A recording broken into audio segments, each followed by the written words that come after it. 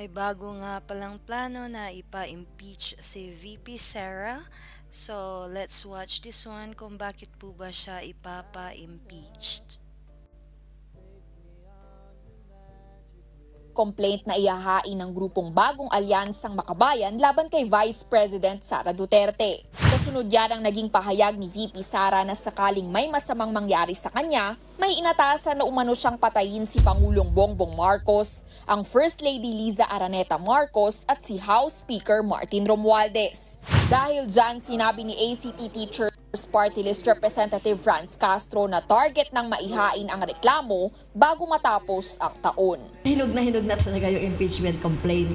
No, eto titignan natin sa mga susunod na araw ano yung magiging decision ng people's organizations. Unang umugong ang impeachment complaint laban kay VP Sara dahil sa hindi pa rin maipaliwanag na pagwawaldas ng milyon-milyon niyang confidential funds. Ngayon, mas lumakas pa ang panawagan dahil umano sa pagbabanta nito sa buhay ng Pangulo. Para kay dating Senador Laila de Lima, bukod sa impeachment, pwede ring ireklamo ng iba't ibang criminal charges ang bise dahil sa ginawa umanong pagbabanta kay PBBM. Kabilang dyan ang grave threat, illegal utterances, cybercrime at libel kung hindi niya mapatunayan ang mga paratang laban sa Pangulo. Threatening a sitting president is a serious matter. Hindi lang yan grave threat. Opo. Pero kung meron bawa design to be able to, kung may criminal design na mag-incite ng sedition, ay pwede rin inciting to sedition.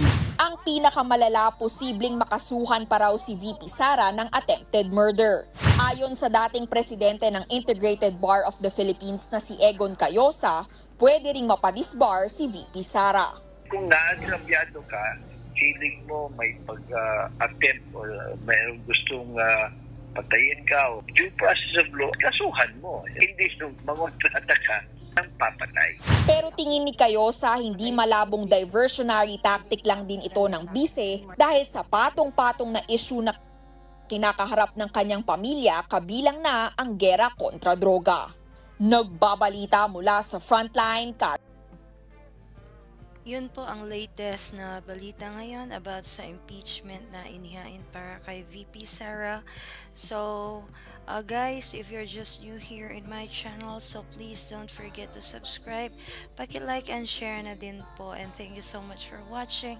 See you in my next vlogs and have a great day, everyone.